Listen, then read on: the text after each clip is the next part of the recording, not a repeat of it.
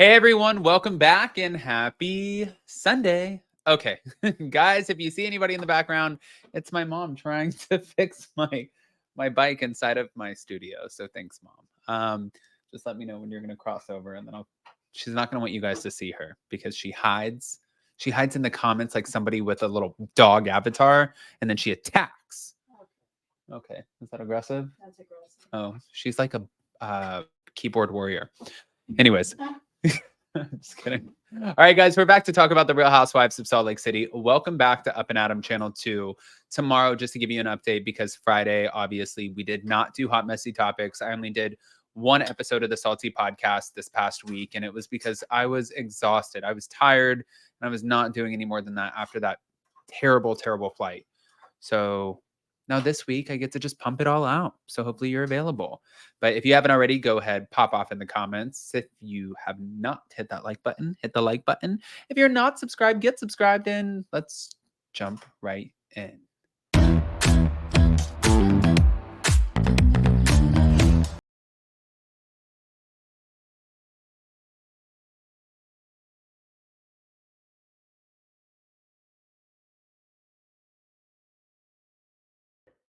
All right, guys. So Salt Lake City. This one threw me for a loop. I have to talk to you guys about it, and I know I'm going to be talking to you about it tomorrow on both Hot Messy Topics and also on Salty Podcast. But look at these ratings. This threw me for a loop. So TV Deeds came out with ratings for the Real Housewives of Salt Lake City season 5, episode 1. It was a 0.12 demo, 375,000 viewers, which is a series low in viewers. My problem is with this, where I kind of was trying to figure out whether or not I wanted to talk about it. I actually really enjoyed these women on the show, and I enjoyed the season 5 premiere. I thought the way that they did production, the way that they shot the show, the way that they changed the camera angles, the way that they edited it. It looks like they saw Selling Sunset on Netflix and like a few of these new Hulu shows, and they were like, oh shit, we have to kind of step up our game. And I appreciate that. So I was really kind of taken aback to see the 375 number in front of the viewers. But some people posted in the comment section, this makes me sad. NBC makes most of their money off of linear advertising since Peacock isn't yet profitable. So we really do need people to watch live. Somebody else said the fans wanted Monica back and they didn't listen. Another person said, I need the streaming numbers. Live TV doesn't matter anymore. Somebody else said, what? I thought it was such a good first episode. Another person said, I'm shocked and love it. Mary is absolutely wild, and her one-liners had me rolling. Did you put the new seat on? Yeah. Oh, no. Sorry, guys. My mom's right next to me. She just put the new seat on. I'm giving her a rose forever to take home, and I said, I will give you this rose forever, but I need you to change the ass of my seat because it was like one of those ones that just like kind of go up your ass as opposed to like something that's like nice and fat to sit on. Like I got cushion. I need a big seat. But oh, okay. Sorry. There we go. So now moving on over here, we're going to go over to tasteofreality.com. Whitney Rose shed some light into why she and Meredith Marks had a little squabble over her phone. This is in the Real Housewives of Salt Lake City preview. But in an interview with Entertainment Tonight, Whitney revealed why Meredith snatched her phone out of Whitney's hand. What she didn't reveal was it was me. It was me. She snatched the phone because it was me.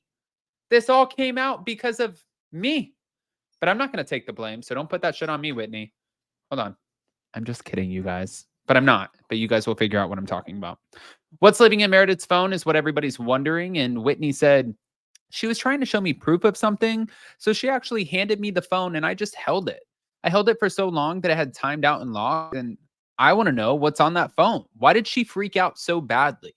My kids are on my phone constantly. There's nothing hiding on my phone. I want to know what's on Meredith's phone. Whitney feels that there could be some incriminating information living on Meredith's phone. Anything that has come across our table of stories, FCC filings, any shady businesses, it's probably in there. Now, she also believes that Meredith Marks stores a vault of files in her phone. If she's smart. Now, Where Whitney and Meredith currently stand, I guess Whitney explained, this may sound harsh, but I nothing her. I don't really think about her. Meredith doesn't live in Utah, so I don't see her around town. I don't run into her ever. She's kind of just pestering and I just ignore it. And she said, I really don't have any sort of dislike or I just nothing her. What? That's kind of a dick thing to say. Circling back, can we go back a couple lines to Whitney's accusation that Meredith doesn't live in Utah? Obviously, that statement is laced in shade. However, it does explain why Angie Katzenabis would announce that Meredith rents her home. Can I just say really quick, hold on. Hold on, really quick. You guys don't even know this. And a lot of people don't know this, and you wouldn't know this because it's none of anybody's business. Meredith Marks is probably the second wealthiest housewife on that franchise. And the fact that she doesn't rent her home, or that she does rent her home, but that she doesn't own her home in Salt Lake City, we've had this conversation so many times. I talked about it with her in Salt Lake. I talked about it with her in Palm Beach. We went on jet skis. We talked about it. It's because she doesn't know where she wants to be. How long am I going to be on the show? Do I want to be in New York? Last time I spoke with her, she wanted to be in LA.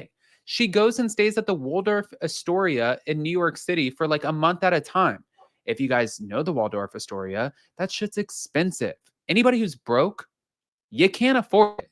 I mean, I would be like probably peeing myself trying to figure out how to pay for like 2 nights at the Waldorf Astoria. And then on top of that, her parents or her family lives in South Florida, but then during the summer, she goes and I believe she travels to Europe for like 2 months at a time. She goes to Paris, she goes to Spain, she goes to Ibiza. She goes to all of these places and stays in the nicest places. This is not somebody who's broke. So when you're like, I'm not entertaining a renter, Angie Katzenabis, shut up. You sound insane. You sound ridiculous. And you also know that Meredith Marks has a lot of money. And I don't even know what Angie Katzenabis does for a job. I just know that she threw some shade the other day and I sent it to a few people. I even posted it on Instagram. She's like, oh, you can talk all you want about me, Meredith, while I'm center stage, front and center. You're front and center because Jen Shah got caught defrauding the elderly. You're front and center because Jen Shah got fired. She didn't get fired. She went to prison. I don't know if that's the same thing. It could be the same thing. You're front and center because they're trying to save a show. You kind of lucked out. It's like if you get a scratch off and you get another chance, right? Like you scratch off, I didn't win $5, I didn't win $10, I didn't win $50, but I got another ticket. So it's my second chance. You got a second chance. Don't let it get to your head. I think that's a little bit of a reach there. But wait, I'm not done. Whitney Rose also talked about, thank you to realityt.com, that she almost quit The Real Housewives of Salt Lake City during season 3. And season 5 just started. So those who caught the season premiere know that her co-stars came at her pretty strongly, but not always without reason. And given how the premiere went down, it's hard to imagine season 5 without Whitney. But as it turns out, Whitney almost quit the show. And this went back to season 3. Why? All right. This is what was said.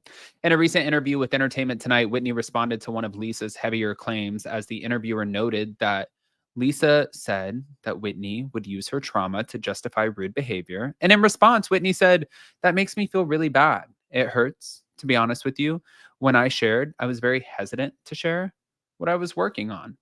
Whitney revealed that in season 3, she almost quit the show. And she said, I didn't want to go through this publicly. And I didn't feel that I really had the support of that friend group. But I decided to stick with it and keep going. And I feel like they missed the whole point. Not one of them's really asked me details about it besides Angie Katzenabis. You want to know why? Because she needs an ally. Anyways, I want to hear what you guys think. Guys, pop off in the comment section, please. Welcome back to Up and Adam Channel 2. If you're not subscribed, get subscribed, and we will see you for the lives and all of the mess tomorrow morning. I love you guys, and we'll see you next time.